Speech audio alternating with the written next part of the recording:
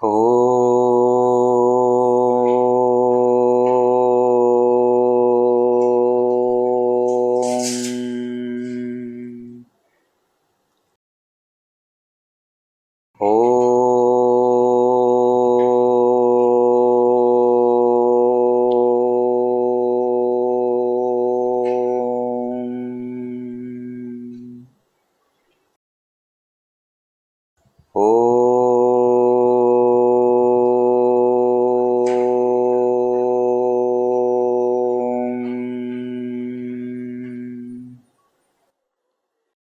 ॐ सहनाववतु सहनौ भुनक्तु सह वीर्यं करवावहै तेजस्विनावधीतमस्तु मा विद्विषावहै।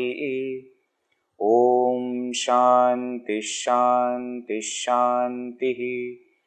ॐ श्री गणेशाय नमः। ॐ श्री सरस्वत्यै नमः। ॐ श्री गुरुभ्यो नमः। सदाशिवसमारम्भां शङ्कराचार्यमध्यमाम् अस्मदाचार्यपर्यन्तां वन्दे गुरुपरम्परां। श्रुतिस्मृतिपुराणानाम् आलयं करुणालयं नमामि भगवत्पाद शङ्करं लोकशङ्करं।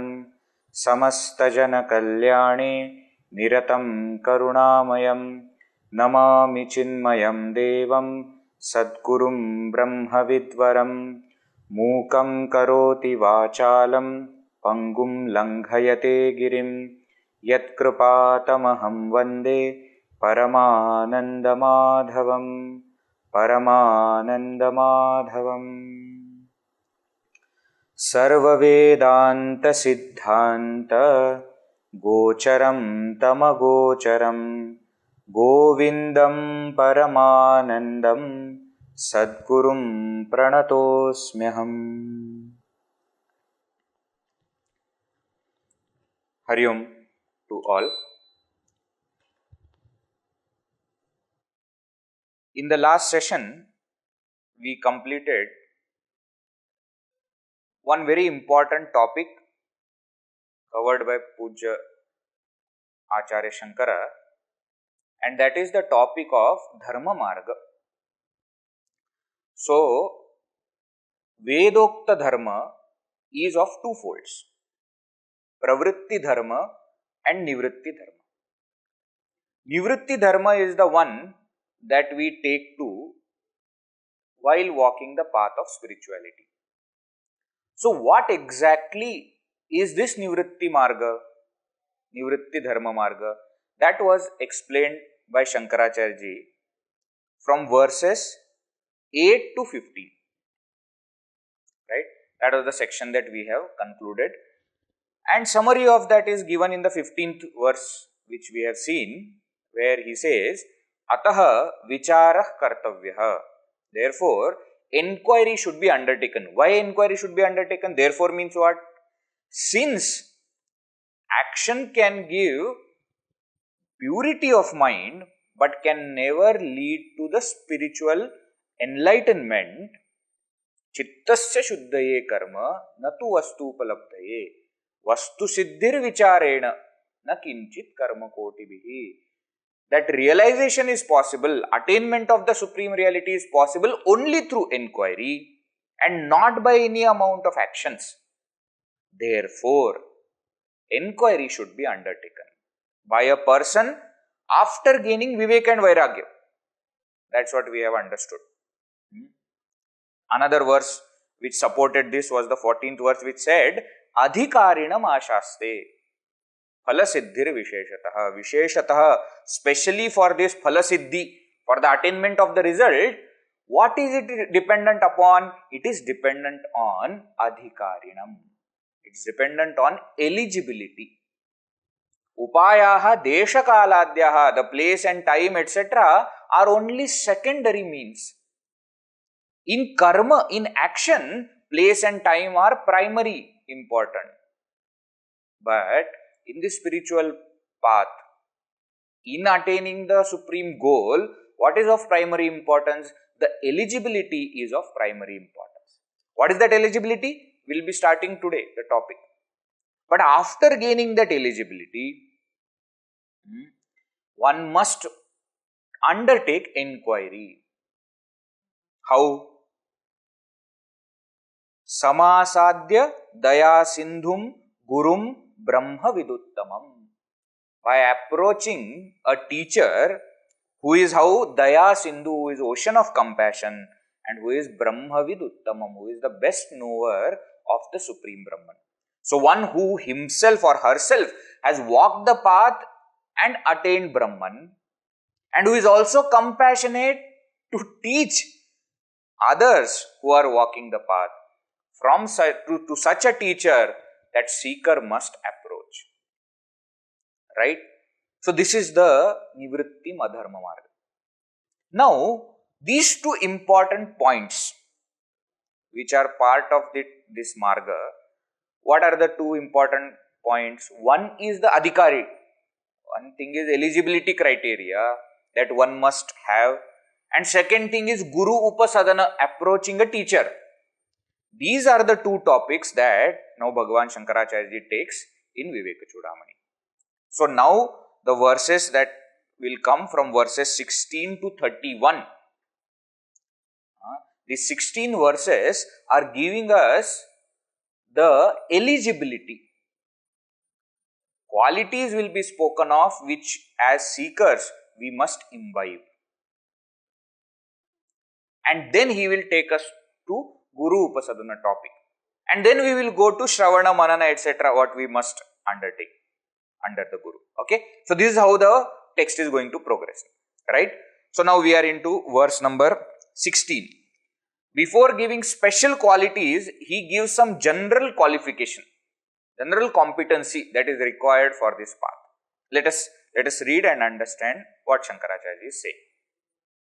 Please repeat verse number 16. Medhavi Purusho Vidvan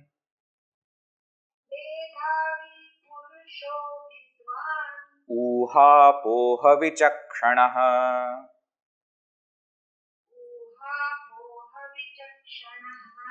Adhikaryatma Vidyayam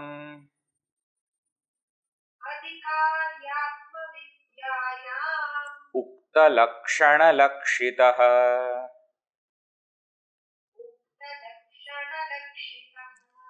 Medhavi Purusho Vidvan Uhapoha Vichakshanaha Adhikaryatma Vidyayam Ukta Lakshana Lakshitaha. Shankaracharya says, Ukta Lakshana Lakshitaha Purushaha. A person who is Lakshita, who is adorned with Ukta Lakshana, the qualities which are spoken of, such a person, Adhikari, is eligible Atma Vidyayam in the matter of, in the subject of self-knowledge. We are just seeing the word-to-word meaning, okay? We'll go in detail. He says the qualities which are spoken of, one who has those qualities is eligible for self-knowledge. For self-knowledge means for studying this Atma Vidya. What are the qualities? Medhavi. A person must have medha. Medha, retention power. Vidwan. A person must be intelligent, must be knowledgeable. And Uhapoha Vichakshanaha, must be expert in logic. Uhapoha. Uhapoha means to reflect on the logical side from both angles, Uha and Apoha. This is the general competency given. Okay. Such a person is Adhikari. That's what Shankaracharya is saying here. Now, let us go one by one. What are the qualities that are spoken of? First quality is Medhavi. A person must be Medhavi. Medhavi means Medha Asya Asti. One who has Medha. What do you mean by Medha? Medha means Grantha Artha Dharana Shakti. Grantha Artha Dharana Shakti. One word. Granthartha Dharana Shakti Medha. What do you mean by Granthartha Dharana Shakti? Shakti, power, capacity. Of what? Dharana. Dharana means to hold, to retain. What? Grantha Artha. The meaning of the scriptures, the meaning of the teaching. So, Medha means retention power, a capacity to retain the meaning that is taught by the teacher or that is given in the scriptures. See how beautifully this word Medha comes out. It is not just memorizing verses. The person may not remember the verse, but if that person remembers the point that is given in the verse, Medha is there. Need not remember the words or the verses, but should remember the main point, the meaning of it. That is called as Medha. Medha, of course, literally also means capacity to memorize. But here in this context of self-knowledge, that is not the meaning. See, when a student is beginning the study of Vedas, what kind of Medha is required? The memory kind of Medha is required. Because number of suktas and different richas, everything will be taught to the student, should by heart everything. But in this Jnana Kanda, the importance is given to the meaning. And therefore, if one is able to retain the meaning, hold the meaning in the mind, then that power is called as Medha. And such a Medha, such a power, such a capacity, one who has got is called Medhavi. Medha asya asti, one who has such kind of power, is called as Medhavi. Right? A retentive mind. That's what we are talking about. Number one. Second is what? Vidwan. Vidwan, vidvatvam asya asti. One who has got knowledge. Now somebody will say, Vedi, this is very strange. To gain knowledge, one should already have knowledge. Then why is he gaining knowledge? What is meant here? Knowledge of basic subjects which are related. So now suppose we are approaching a teacher and we are starting the study of Vedanta. I may not have knowledge of Vedanta because that I am going to study from the Guru. But I must have basic knowledge of the language. Isn't it? What the teacher is telling me, I should understand.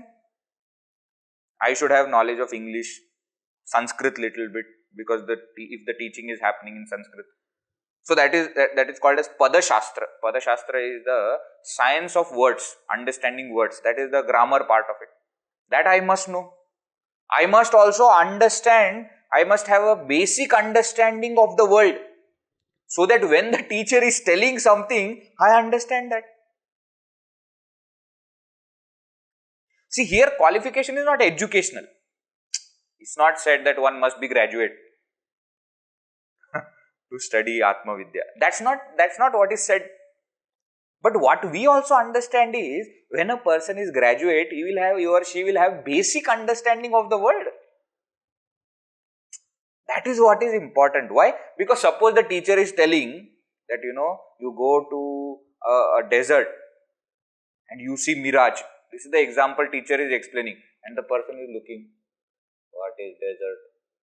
What is mirage? If the person doesn't even know that, it will be very difficult for the teacher to explain everything.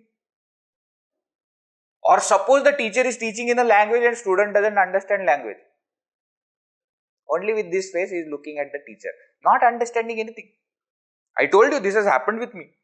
I was talking to a group of people who only understood Malayalam well, but I didn't know that because they told me they understand English. So I was talking to them and they were smiling at me, and one person I was asking question, he was still smiling at me. Why? Because nothing he was understanding. At least he had that courtesy that the teacher should not feel bad, therefore he did not sleep in the class, and not understanding anything, still he was smiling at me at least. But you see, if that is how it is, that the language in which the teacher is communicating, if I don't understand, how will I gain knowledge? So here Vidvatvam is not talking about knowledge of the subject Vedanta. That we will get from the teacher. But the basic related subjects, language, grammar, some understanding how to cognize the sentence and how to understand meaning of the sentence, some basics I must know. Now, this Medhavi and Purusha is required for all subjects, isn't it? Retention power is required. So even if I am teaching history, you should have Medha. What I have taught in the last session, you should remember. And Vidwan also should have basic understanding of language, etc. But you see the next. Next is what? Uha apoha vichakshanaha.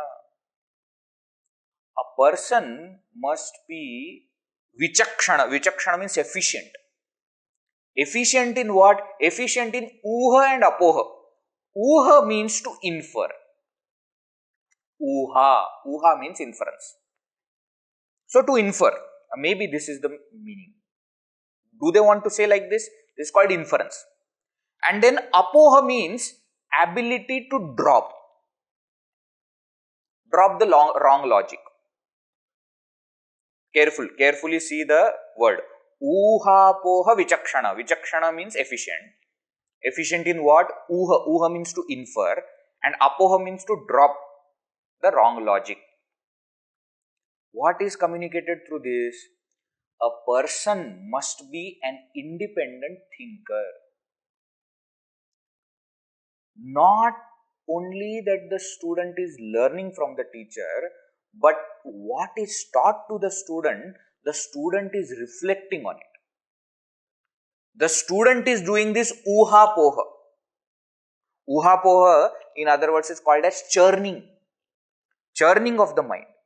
So what is taught, the person is now reflecting. This is what is said. Does this mean this? And if it is found that no, it doesn't mean that, ability to drop that and go to the next logic, go to the correct logic. This is called as uha poha. You know, our Puja Gurudev, Swami Chinmayananji gave lot of importance to this uha poha. He used to say, never believe because I am telling. Never believe because I am telling. On the contrary, he will say, longer the beard, greater is suspicion. Now, I don't have any beard because it doesn't come, not because I want to cut, etc. You know, body is different. But Gurudev had such a long beard and he used to say, longer the beard, greater is the suspicion. Means what? It's not that you are asking out of no faith. That's not the point. But don't believe just because I am telling. You reflect on it. You reflect on it and come to your own conclusion. Not that everything that is said is accepted. Final. That's it. Done. No more thinking. No, not like that. That's the difference actually between faith and blind faith. In blind faith, what happens is, we just believe and we don't do any more thinking about it. Whereas, faith is belief pending inquiry. This is how Gurudev would define faith. Belief pending inquiry means, I believe in what the teacher is telling, but now I am going to reflect on it. And if I come to the same conclusion, I will confirm that yes, what I believed in was right. So this capacity to reflect, capacity to think independently is what is called as uha poha vichakshana. Expert, efficient in independent thinking. Is different from viveka. Somebody was asking. Viveka we will see today what is the meaning of word viveka. Is different from that. Here, capacity to reflect and think independently on every single thing that the teacher is teaching. So this is the general competency that is given. What is that? Number one, Medhavi. Medhavi means a retentive mind. Second, Vidwan. Vidwan means a receptive mind. An agile mind is able to hold. And number three, uha poha vichakshana means a reflective mind. A retentive, receptive and reflective mind. Retentive, receptive and reflective mind. Retentive mind means whatever is taught, the meaning is kept in the mind. Medha. Receptive means able to understand what is being taught. Grasping capacity is good. Knowledgeable. And number 3, a reflective mind, able to independently think. Such a mind is having the general eligibility required for this spiritual path, for this self-knowledge, the path of self-knowledge. Okay? A retentive, receptive, reflective mind. Carefully see. We are talking about mind. We are not saying which gender is eligible, which age group is eligible, which caste, creed, religion is eligible. We are not talking about that, because this path doesn't take any of that as a criteria. What is important and what is required? A retentive, receptive and reflective mind. Now that mind may be of a small child, of a youngster, of an old person. It may be of in a male body or in a female body. It may be of any nationality, any religion, any creed. It doesn't matter. The portals of Vedanta are open for any mind which is of this type: retentive, receptive and reflective. Right? This is the general criteria. Now comes the special eligibility. Okay. So after giving the general that everybody must have, now the special. What do you mean by that? Why is this distinction done? You see, this general criteria is something, general eligibility is something that we must have.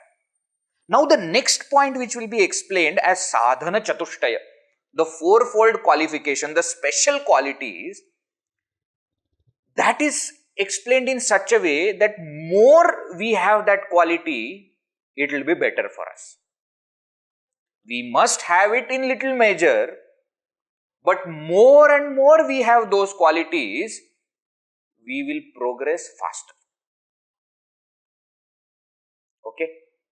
So, Medhavi, Vidwan, Uhapoha Vichakshana, these are general qualities. Now come the special qualities that Bhagavan Shankaracharya explains in the coming verses. So, let us read first, let us read verse number 17.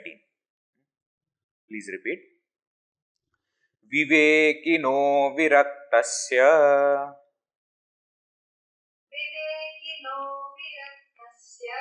Shamadi gunashalinah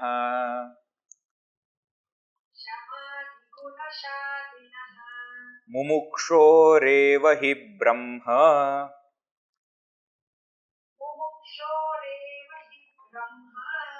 Jidnyasa yogyata mata.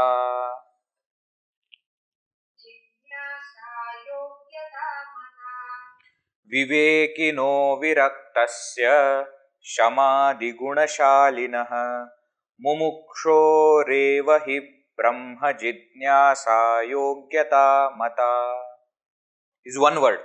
Brahma jidnyasa yogyata is one word. For the sake of teaching the chanting, I broke after Brahma. Mumukshoreva hi brahma jidnyasa, that is for teaching the chanting. Actually, it should be chanted together. Mumukshoreva hi brahma jidnyasa yogyata mata. Just like the first verse. First verse we are chanting, no? Sarva Vedanta Siddhanta Gocharam Tama Gocharam. Should not break. Similarly here also. Now what is he saying? Brahma Jidnyasa Yogyata. Yogyata, capability. Capability of what? Brahma Jidnyasa. Jidnyasa. Jidnyasa means desire to know. Desire to know. Jidnyasa, jnatum ichha. Desire to know what? Brahman. Brahman is the supreme reality. My own self. My own real nature. Brahma Jidnyasa Yogyata. capability to have this desire for knowing Brahman, mata is considered for a person who has first four things. What are the first four things? Vivekinaha, for a person who has viveka. Viraktasya, for a person who is virakta, who has vairagya. Shamadi guna shalinaha, for one who has qualities enumerated as shama, etc. And fourth, mumukshoho, for a person who has desire for liberation, for one who is mumukshu. I know while explaining the meaning, I have used many Sanskrit words. And some people are already looking at me, what kind of explanation is this? Vivekina means one who has what Viveka. But what is the meaning of Viveka? That you didn't tell. Why should I tell? Shankaracharya is going to tell that. So that time we will see. Now the point is what?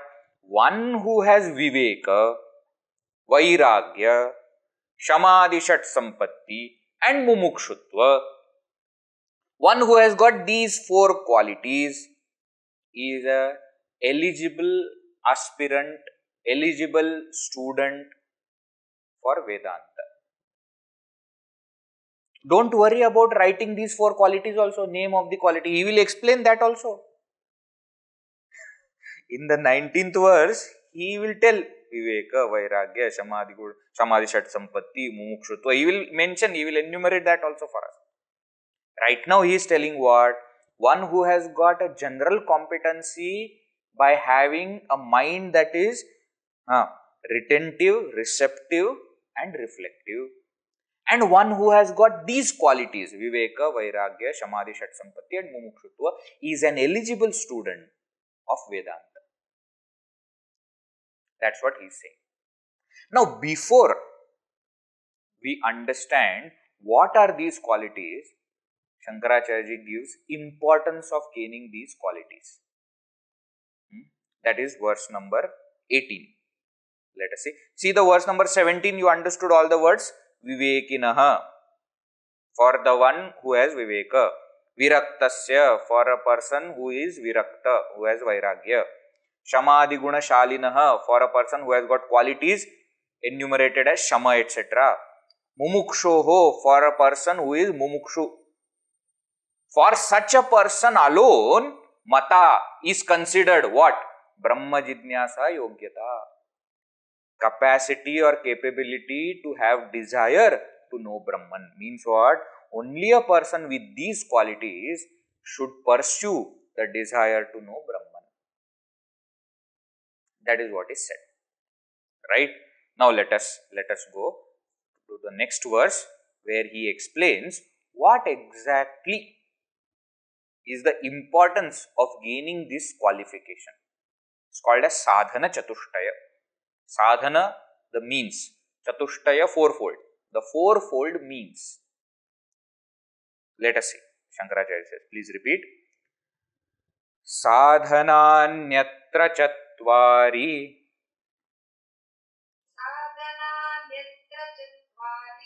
Kathitani manishibhihi. Yeshu satsveva sannishta.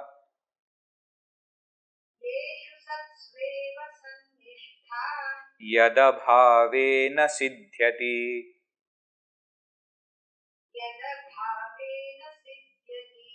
Sadhananyatra chatvari kathitani manishibhihi. Yeshu satsveva sannishta. Yadabhavena siddhyati. Important verse you can mark. What is Shankaracharya saying? Atra, sadhanani atra. Atra here. Here means here in this topic, asmin vishaya, in this context. Chatvari sadhanani. Chatvari, four. Sadhanani means in this context where a student is approaching a teacher to gain knowledge of Vedanta, in this context, four means, four sadhanas kathitani are spoken of. By whom? Manishibhihi, by the wise, people, by the Purva Acharyas, by the teachers of the yore, by the past teachers. Four qualities, four means are spoken of as eligibility criteria. Okay? Sadhanani atra chatvari. Manishibhi kathitani. Four means are spoken of here in this context by the wise. And what is the point? Very beautiful second line. He says, Yeshu satsu eva sannishtha yat abhave na siddhyati. Very beautiful. Let us understand each. Yeshu satsu. This is actually grammatically, this is called as Sati Saptami Prayoga. I will explain that briefly because many times it will come. Sati Saptami, you must have heard about different vibhaktis, different Prathama Vibhakti, Dvitiya Vibhakti, etc. is there, no? Each of that gives a different meaning to that word. That is because in Sanskrit we don't have prepositions separate from the noun. Example, in English we say, no, Rama, to Rama, by Rama, for Rama, from Rama, of Rama, in Rama. Now this all the prepositions which I have used, no, to, by, for, from, of, in, we write it separately in English. In Sanskrit we don't write it separately. It is joined with the word and then written. Ramaha means Rama. Ramam, to Rama. Ramena, by Rama. Ramaya, for Rama. Ramat, from Rama. Ramasya, of Rama. And Rame, in Rama. Some people are smiling because they are remembering a verse. Ramo Rajamani Sada Vijayate, Ramam Ramesham Bhaje. Ramena Bhiyata Nisha Charchamu, Ramaya Tasmai Namaha. Ramat Nasti Parat Param. Parataram Ramasya Dasosmyaham. Rame Chittalaya Sada Bhavatume. Bho Rama Mam Uddhara. All the 8 vibhaktis, including the 7, and Bho Rama is calling Sri Rama, are used in this one verse. The point is what? Prepositions are not separate. According to that, the vibhaktis are set. So, Saptami Vibhakti is generally used to show place. It's called locative case, to show the place. Rame, in Rama. May my mind reside in Rama. Where are you going, or where are you coming from, or where you plan to stay? I am planning to stay in the house. So, Saptami Vibhakti is used to show the place majority of the time. But sometimes Saptami Vibhakti is also used to show time. You see, in English also, that preposition in is majority of the times it is used to show the place, but sometimes we also use to show the time. I am coming in 10 minutes. In 10 minutes we say, no? In 10 minutes means 10 minutes is not some place that I am coming in 10 minutes. No. You are showing time. So, a method by which this Saptami Vibhakti is used to indicate the time is called as Sati Saptami Prayoga. Usage of Sati Saptami. So, why Sati Saptami? Because Sati indicates that meaning of time. So, here Yeshu Satsu, that Sati, Bahuvachan is Satsu. So, here what is said? Yeshu Satsu. When these are Sat, these are there. Yeshu means these. These means these qualities. Hey, Yeshu doesn't mean Jesus or anything, okay? Oh, that also I have to clarify. Yeah. Thank you for reminding. Yeshu is Saptami Bahuvachan. Very nice. Yasmin Yayoho. Yeshu. Yeshu is Saptami Bahuvachan. Yeshu Satsu. When these are there, why Bahuvachan? Why plural? Because four. We are talking about four means. Yeshu Satsu. When these are there, eva, then alone, Sannishtha. Nishtha means abidance. Sat here means that self, existence. When these qualities are there, present in a person, then alone the person can abide in the self. Then alone there is abidance in the self. Yeshu satsu eva sannishtha. Only when these qualities are present in a person, that person can abide in the self. And to affirm this point, he gives the negative side of it and says, Yad abhave. And when these qualities are abhava, not present, when in lack of these qualities, na siddhyati, the self is not attained. Realization, liberation is not attained, is not possible. Yeshu satsu eva, only when these qualities are present, one can abide in the self. Yad abhave, if these qualities are not present, na siddhyati, liberation is not possible. And therefore, atra sadhanani, chatvari sadhanani kathitani, therefore, these four means are spoken of here that each seeker must imbibe. Only when these qualities are there, we can realize the self. When these qualities are not there, we cannot realize the self.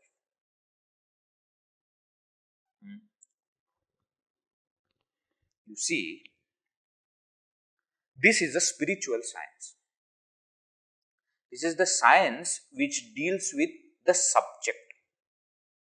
That's why it is also called as subjective science.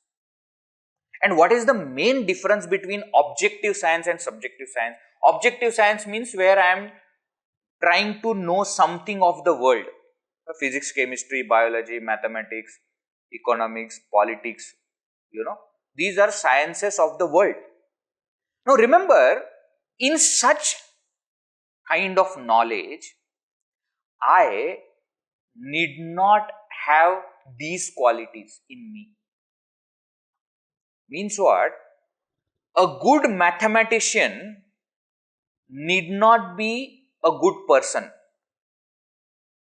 My subjective, what we can say as personality, has nothing to do with the knowledge of the objective science. Isn't it? A historian need not have control over his senses. You understand the difference? If I am studying a science that is an objective science that deals with the world, these inner qualities are not that essential. They are required to gain the knowledge. We will see that. But they don't become a must. But in subjective science, in this spiritual life, these qualities are of utmost importance.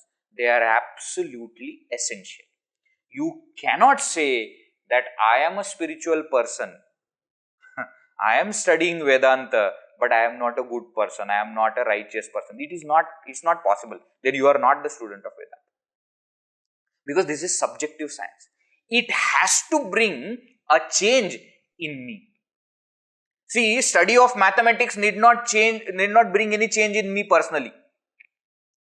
My old habits, my old concepts can still remain, even if I am studying more and more mathematics. But that cannot happen with Vedanta. Because Vedanta is a subjective science. Now remember, if I don't pursue these qualities, then I may become a scholar of Vedanta. But I will never become a seeker of Vedanta. Understand the difference. See, I am not saying that all scholars of Vedanta don't have these qualities. That's not what I am saying. Scholar of Vedanta will have knowledge of Vedanta as you have knowledge of any other subject. But for that person to bring that knowledge into life, into experience, these qualities are absolutely must. Only then a person becomes seeker. We are here to become seekers. We are not here to become scholars. Please get this point straight. I know entire Bhagavad Gita by heart, but I have not picked even one point from the Bhagavad Gita to put it in my life. Then I can be a scholar of Gita. I cannot be seeker. Very famous anecdote of Pujya Gurudev. One person went to Gurudev Swami Chinmayananji with his book Holy Gita and said, I have gone through Gita 18 times, because 18 it is a very important number. 18 chapters are there in Bhagavad Gita. No? So I have gone through Gita 18 times and I wanted your signature on the book. Gurudev, of course, master, he signed. But before signing, he wrote a message. He said, you have gone through Gita 18 times. Let Gita go through you once. See? I might have studied, I might have memorized the verses, but has it come in my life?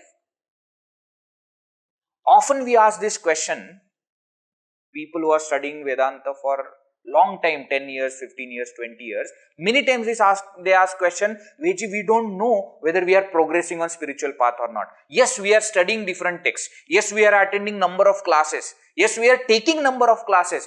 But am I progressing? How do I know? What is the criteria? Just because I am studying so many new things, does it mean I am progressing?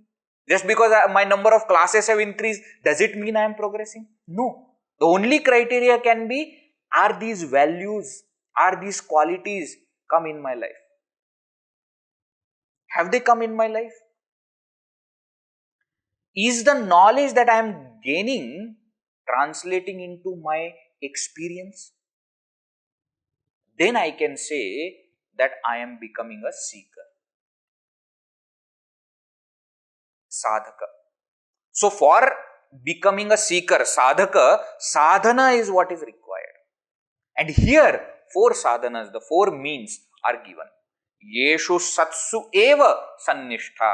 When these are present, then alone sannishtha, abidance in the self is possible. Yada bhave na siddhyati. In their absence, it is impossible. It cannot be gained. That liberation is not possible. Very clear point Shankaracharya is making. Right? And this also gives us an understanding that these qualities, 4-fold means that we will be studying, Viveka, Vairagya, etc., we need to have in little measure at least to start the study of Vedanta. But as these qualities in us grow, we start progressing on the spiritual path. And when these qualities are in full measure in a person, the person realizes. Yeshu satsu sannishtha. When these qualities are present, then alone abidance in the self is possible. So our job or our efforts are in 2 directions. One is in learning these concepts of Vedanta, and second, doing the sadhana and improving oneself so that what I am learning will come in my life. We are here to become seekers. Okay? And these are the qualities which are spoken of now. He says, Shankaracharya says, Kathitani Manishibhi. And these are not the qualities which I am telling you from my own brain. Shankaracharya is telling that, these 4 you must have. In the world we always see this. Each person creates their own barriers. Sometimes in the offices, etc., boss will be there, but the peon sitting outside the office, creates his or her own barrier. He says, you are not wearing nice dress, go and wear nice dress. Now the boss has not said anything. This is the thing that the Pune has come up with. Do you have two passport sized photos? No? No, but here it is said only one is required. No, I am telling you. Two are required. Go. Shankaracharya says, I am not a peon. Sitting, and creating my own rules. No. These are the things are spoken of by the Purva Acharyas, by the teachers of the yore. Katitani Manishibi, by the wise, these sadhanas are spoken of. So the fourfold qualification or fourfold means, Viveka, Vairagya, etc., we see that in the Upanishads. We have, Mundaka Upanishad, very famous mantra, which says, Pariksha lokan karmachitan brahmanaha nirvedamaya nastikata kratena tad vijnanartham sagurumeva abhigachet samitpanihi shrotriyam brahmanishtam.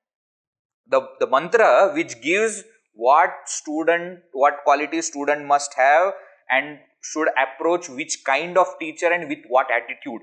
That's the mantra of this Mundaka Upanishad, which shows two qualities: Pariksha lokan karmachitan. Pariksha means analyzing the world. This is Viveka. Nirvedam ayat. Nirvedam means Vairagya. So the Upanishads are talking about it. Viveka, Vairagya. We have Shamadhi Shat Sampatti enumerated in Brihadaranyaka Upanishad. Shanto, Dantah, Uparatah, Titikshuhu, Samahito Bhutva, Atmani eva Atmanam Pashyati. Brihadaranyaka quotation. Which says, Shantaha, one who has got Shama, Dama, Uparama, Titiksha, Samadhana, Shraddha. These, such a person alone sees the self in the self, sees the self within. We will see, don't get scared of what is the meaning of all these words. We are going to see that. Viveka, Vairagya, Shama, Dama, etc. All the definitions will come. Shankaracharya will explain all of them. But this is also we find in Upanishads. Even Mumukshutva is given as qualification in Shvetashvatara Upanishad. It says, Mumukshurvai Sharanamaham Prapatti. I am Mumukshu. I am a seeker of liberation. I have come to surrender. Unto you, O Guru, please give me knowledge. So these qualifications which we are studying now as Sadhana Chatushtaya are not the qualifications which are introduced by Shankaracharya. They are there in the scriptures. They are spoken of by the great teachers before Shankaracharya. Shankaracharya is only presenting them in a way that all of us can understand. Therefore, he says, Sadhanani atra chatvari kathitani manishibihi yeshu satsu eva sannishta yad abhave na siddhyati. When these qualities are there, abidance in the self is possible. Yad abhave, in their absence, na siddhyati, it is not possible. Okay, what are these qualities? So the next verse gives the four qualities or fourfold means. Let us read verse number 19. Adau nitya nityavastu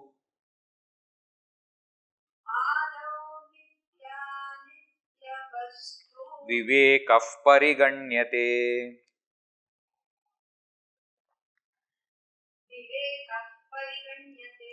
iha mutra phala bhoga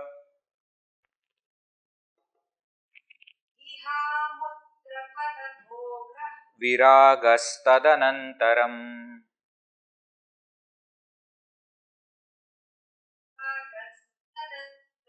Shamadhi shatka sampattihi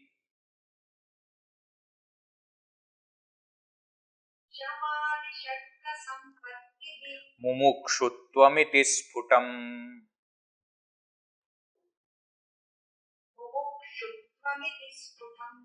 Adau nitya nityavastu vivekah pariganyate iha mutra phala bhoga viragastadanantaram shamadhi shatka sampattihi mumukshuttvamiti sphutam.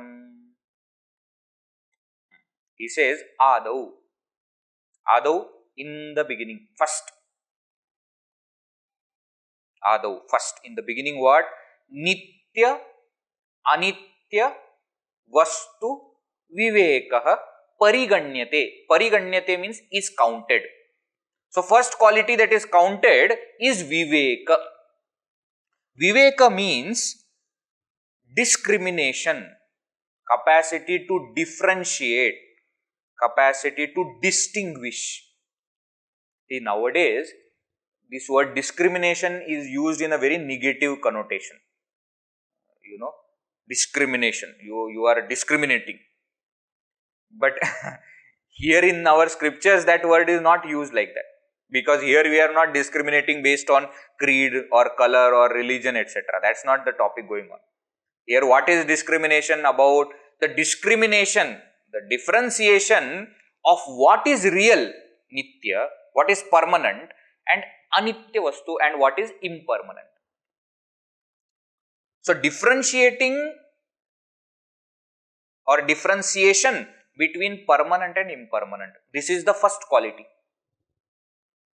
This is the first, in sadhana chatushtaya, the first quality is what? Viveka. Tadanantaram. Then after that what? Vairagya is the second quality. It is mentioned as Iha. Iha means here. Amutra. Amutra means somewhere else. Phala bhoga. Phala bhoga means enjoyment of the result. Result of action. Viragaha. Detachment, dispassion. So, detachment or dispassion towards the enjoyments of the results here or hereafter. Dispassion or detachment towards enjoyment of the results here or hereafter is called as second quality, Vairagya or Viraga. Viraga, Vairagya both mean same. Virakti, another word meaning the same. Okay. So, Viveka, first quality. Vairagya, second quality. Says Tadanantaram. After Viveka comes Vairagya. And Tadanantaram, that Tadanantaram also applies for the next. Shama Adi Shatka Sampatti. The next quality is what? Shama Adi. Adi means etc. Beginning with Shama. Shama means purity of mind. Correct. Control of mind. Better word. Shama is control of mind. Etc. Shatka. Shatka means 6. Sampatti. Sampatti means wealth. The inner wealth. The 6-fold inner wealth. Beginning with Shama. Shankaracharya will tell which are the 6 qualities come under that. Shama, Dama, Uparati, Stitiksha, Shraddha, Samadhana. It will come. Tadanantaram, that comes after Vairagya. And then what? Mumukshutvam iti. And then comes Mumukshutva. Mumukshutva. Mumukshutva means what? Burning desire for liberation. See, we have been hearing such terms. And earlier also we had explained this, no? Jidnyasa. Jnatumichha jidnyasa. This is called as desiderative. Desiderative means that word which shows desire. Jidnyasa, jnatumichha, desire to know. Pipasa. Pipasa means thirst. Desire to drink water.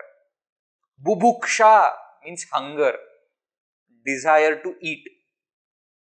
Like that, mumuksha. Mumuksha means moktumichha. Desire to liberate. To liberate oneself. So, mumukshutva, when you add twa or ta, these suffixes when you add, the word becomes an abstract noun. So, mumuksha, mumukshutva. Mumukshu. Mumukshu means what? A person who has that desire. In the previous verse it was said, no? Mumukshoho. in the previous to previous verse, in the verse number 17. Mumukshoreva hi brahma jidnyasa yogyata mata. So mumukshu is a person who has the desire for liberation. Mumukshutva is the desire for liberation. Abstract now. Iti sputam. Iti means thus. Sputam means clearly, evidently explained. Means what? There is a fixed order also that is given. Not just that these are the 4 qualities, but this is the fixed order of those 4 qualities. Viveka, then Vairagya, then Shamadhi Shat Sampatti, and then Mumukshutva. Ability to distinguish between permanent and impermanent, ability to give up what is impermanent, ability to control the mind through 6-4 inner wealth, and the desire to gain liberation. These 4 are the qualities or the means that we must have. Sadhanani atra chatvari. These are the 4 qualities. Right? Now Shankaracharya will take each one and will define. So now onwards you can see verse number 20th will tell us Viveka, 21st Vairagya, 22nd Shama, 23rd Dhamma and Uparama, etc. etc. He will continue. Okay. Let us see one verse. Let us see one verse. First quality let us see today. Okay. Viveka. Please repeat. Brahma satyam jagan mithyeti.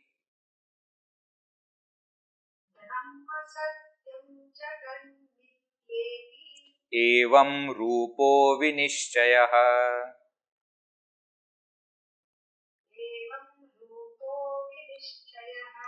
Soyam nitya nitya vastu.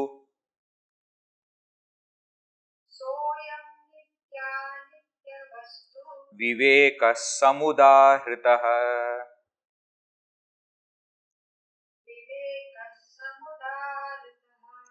Brahma satyam jagan mithyetyevam rupo vinishchayah. Soyam nitya nitya vastu viveka samudahritah. He says, Brahma satyam. Brahman is real. Jagat mithya. The world is unreal. Iti. Thus, evam rupaha, of this nature, vinishchayaha, firm determination, firm understanding. What is the understanding? Firm understanding that Brahman alone is real and the world is unreal. This firm understanding, saha ayam, that is here called as nitya, anitya, vastu viveka. This phrase we have seen earlier. The ability to distinguish between nitya, permanent, anitya, impermanent. What is that ability? That ability is firm understanding that Brahman alone is real and the world, everything other than that Brahman, is unreal. This is called as Viveka. Samudaritaha. Samudaritaha, this is how Viveka is well defined. Samyak udaritaha. Viveka is well defined as this Vinishchaya, this firm understanding that Brahman alone is Satya, real. Jagat, world is Mithya. Now, these two words Satya and Mithya need to be understood first. Satya we generally call it as truth. But when we are living in the world, very interestingly, we make this statement that there is nothing called as truth. Every single thing is a person's opinion. Have you come across such thing? That it is only your perspective, it is not truth. What exactly is the truth? We don't know. So we are not talking about the truth about the world, in the sense that really I went there and I did this, really I am speaking truth. We are not talking about that kind of truth. We are talking about the truth of everything. Truth of everything, the reality of everything. The reality of everything, the self of everything. So, in that context, when we are translating Satya as reality, not as truth, careful. We in Vedanta hear about three grades of reality. Sometimes they are called as Satta or called as Satya. Three grades of reality. Let us understand those first. What are the three grades? The first level of reality is called as Pratibhasika Satya or Pratibhasika Satta. Pratibhasika Satta means what? Seeming reality. Pratibhasika Satya, seeming reality. Second level of reality higher than it is called as Vyavaharika Satya, transactional reality. Vyavaharika Satya, second level of reality. And third, the final level of reality is called as Paramarthika Satya. Paramarthika Satya, absolute reality. Okay. So, three grades or levels of reality. What do you mean by three levels of reality? The first level will appear real only till the time I am in that level. The moment I reach level 2, you understand that the first level was not real. Then when we reach level 3, we understand the previous two were not real. Let us understand this. First level Pratibhasika Satya, example is dream. When we are in dream, we think that the dream is real. Correct? Correct? Very real experiences. You know, I am there and people are there and mountains are there and trees are there. Everything very real. It looks very real. But when you wake up, what happens to the dream? You say dream was unreal. How the reality status has changed? Because from the seeming reality, now you have woken to transactional reality, the waking state that we all are now, where we are transacting with each other. So, according to this level of reality, the transactional level of reality, the seeming reality is unreal. And this transactional reality is now real. You understand? Another example also is there. What we speak of illusion, delusion, etc., you know, all that comes in seeming reality. Our famous example that we have seen Shankaracharya explaining, rope misunderstood as snake. Now when I am seeing that snake is on the seeming reality, whereas rope is transactional reality. According to the reality of the rope, snake is unreal. Are you getting this point? Seeming reality, transactional reality. Now, higher than transactional reality is absolute reality. And that absolute reality, there is no example for it. There is only one thing which is absolutely real, and that is Brahman. That's why you see the sentence Brahma Satyam. Brahman is the absolute reality. Now, from that standpoint, what will then happen to the transactional reality? It will become unreal. Now, that word unreal is how we are taking it as mithya. Careful. The world which is transactional reality is real when we are in that world, when we are on that level. When we wake up to the higher level of reality, which is absolute reality, the transactional reality, the world becomes unreal, becomes mithya. Again, these terms, mithya, etc., Shankaracharya himself will be explaining. We will see at that time. Right now, what we have to understand, mithya means something that doesn't have independent existence. Snake doesn't have independent existence. It is dependent on rope. So, rope is real, snake is unreal. Rope is satya, snake is mithya. Similarly, world doesn't have independent existence. It is dependent for its existence on that Brahman, and therefore Brahman is absolute real and world is unreal, mithya. Careful. This understanding, firm understanding that Brahman alone is real, everything other than it, the world, is unreal. This firm understanding is called as Viveka, which is a prerequisite to walk this path. Now remember, as I told you, if this Viveka is there in us even a little bit, we can start on the path. But then we have to keep, growing. We have to keep increasing this Viveka in order to reach the destination. Getting it? That is one.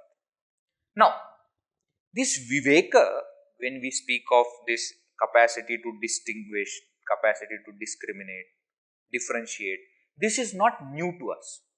It is not alien to us. We do that. We do every day, we are doing. Even at this moment, you are doing. Some of you are thinking, now it is almost reaching 6:15. Should I continue the class or should I go?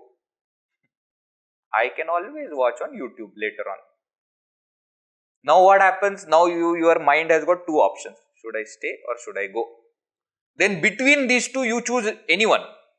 Some of you choose to stay, some of you choose to go. What are you doing? You are doing Viveka. Between the two things, you are picking one thing. But this is worldly Viveka. Worldly Viveka means what? You are choosing between two impermanent things. Should I take this watch or that watch? Both are impermanent. Should I watch this movie or that movie? Should I wear this sari or that sari? Both are impermanent. Therefore, this discrimination capacity to distinguish that we use in the world, we know how to use discrimination. But in the worldly perspective, we are using this faculty only to distinguish between two impermanent things. Whereas, this Viveka that is spoken of here becomes a technical term which expresses an idea of discriminating the real Brahman from the unreal world. So, in the context of Vedanta, when we use the word Viveka, we are essentially talking about this discrimination. Discrimination of the reality from all that is unreal. Okay, that is what is Viveka we are talking about. Viveka is a technical term now. Now, some of you might have studied Tattvabodha, etc. There is a different definition of Viveka, not very different, it is similar to this, but there what Shankaracharya says, Nityavastu ekam Brahma, tad vyatiriktam sarvam anityam, ayameva nitya nityavastu Viveka. So, there he says, Nityavastu ekam. There is only one permanent reality and that is Brahman. Tad vyatiriktam, other than it, sarvam anityam, everything is impermanent. Now here if you carefully look, the definition is little stronger. He is not just, Shankaracharya is not just using the word permanent and impermanent, he is using the word real and unreal. There is a slight difference between impermanent and unreal. Understand? Let us take example, we'll understand the point.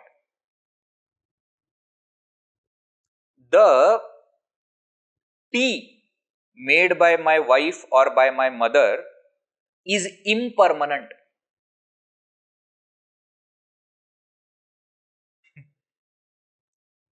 But the tea made by my daughter when she is playing that game house, she prepares, no, in that small cup. She will come and she will say, Daddy. Now that tea is unreal. This tea is impermanent. That tea is unreal. You understand the difference?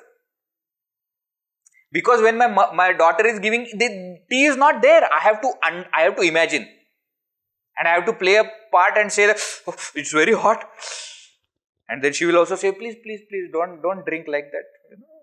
Drink slowly. I have to play the part, but I know there is no tea.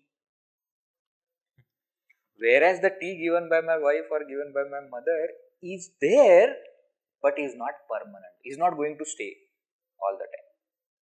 It will get over. So in Tattvabodha, Shankaracharya says that the world is impermanent. World is there at the moment, but it is not going to stay forever. Whereas here, he says world is unreal. Even now, it is not really there. It is only appearing to be there. Why is he doing that? Because with such kind of understanding of the world, the next quality, Vairagya, will become easier. You have 2 cups of tea in your hand. One which is impermanent tea, one which is unreal tea. Which is the tea that you can easily give up? The unreal you can give up because it is not there. Whereas impermanent, you will say, let me drink and then I will give up. You understand the difference? By saying that the world is not real, it becomes easy for us to give up. So to prepare us for Vairagya, he is defining Viveka in this way, in this particular place, in Viveka Chudamani. And therefore, I said that here, the definition of Viveka is little higher than the definition of Viveka in Tattvabodha. Nityavastu ekam brahma tadvitiriktam sarvamanityam. Brahman is permanent, everything else is impermanent. Whereas here it is said, Brahman is real, world is unreal. Okay? This is the first quality of Viveka that we must possess. Now, homework for all of you. Not kind of homework where you have to write something. No. From today till the next session that we will have, keep your mind agile, ready to distinguish between is this real or unreal? Is this permanent or impermanent? Am I distinguishing between 2 impermanent things? Or am I distinguishing the permanent real thing from the impermanent unreal world? When the tea comes next time, whether it is given by your wife or your daughter, reflect whether it is real or unreal. We know it is impermanent, that we already know. Reflect whether it is real or unreal. Every single experience that you will be having, take a pause and reflect. Is this real or unreal? Okay, this is the homework. Till the time we meet again. Okay, then we will continue with Vairagya, Shama, etc. etc. The definitions that will follow. Sufficient for today. We will conclude. Om Purnamada Purnamidam Purnat Purnamudachyate Purnasya Purnamadaya Purnameva Vashishyate. Om Shanti Shanti Shanti. Harihi Om Shri Gurubhyo Namaha. Harihi Om. Hariom.